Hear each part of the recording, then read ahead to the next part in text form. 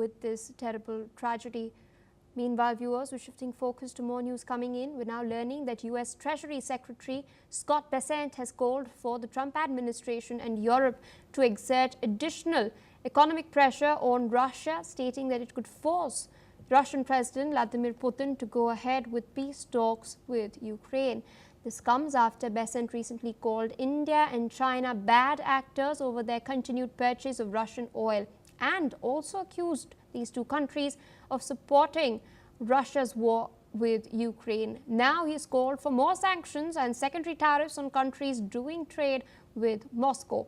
Meanwhile, the European Union is exploring new sanctions on about half a dozen Russian banks and energy companies as a part of its latest round of measures to pressurize President Putin to end the war against Ukraine. Now, as per reports, the package, which could be the bloc's 19th since Moscow's full-scale war with Ukraine in 2022, could also see the EU target Russia's payment and credit card systems, crypto exchanges, as well as further restrictions on the country's oil trade.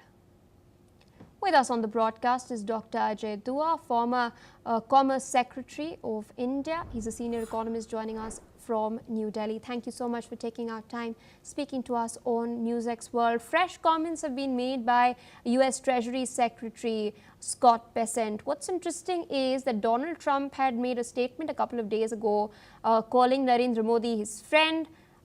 Indian Prime Minister responded to his statement, pointing out the strategic partnership that India and the United States share.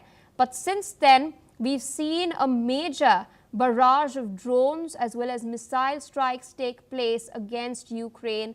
Some government buildings in Kiev were also struck. In light of that, US is calling for more sanctions against Russia.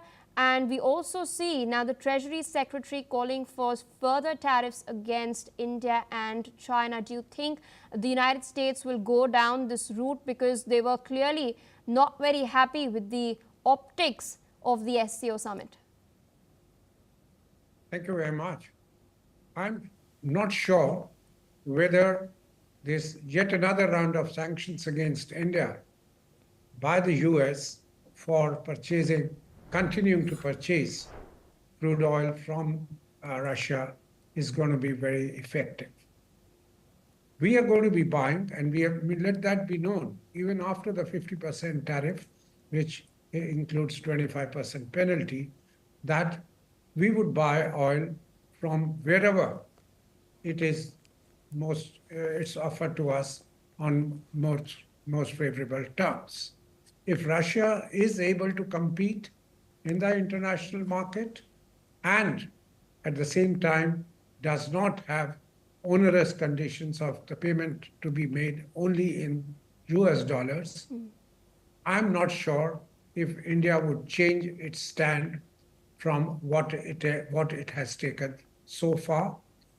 I'd just like to remind that India had started buying crude oil from Russia 2.5, almost 3 years ago, after the US had supported it. So the then Treasury Secretary, Janet Yellen, had clearly said that if you buy discounted oil, it helps maintain the prices in the international market, which otherwise, if the Russian oil were off the market, the global market, the prices could have shot through the sky. A figure of $200 a barrel was also being taken at that point of time. India bought it in international interest, hiding nothing from anyone, and the world bought from us even our processed crude, which was by way of diesel or by way of petroleum products, and that includes the US. So if China and India continue to buy, and the European Union is able to manage its forthcoming winter, without the Russian gas, only then can this have any effect, what is being talked of. Otherwise, I think for Russia, it's hardly going to be a pressure point to yield on its conflict with Ukraine. Indeed, sir, I request you to stay on with us. As you've pointed out, of course, whatever trade India has been doing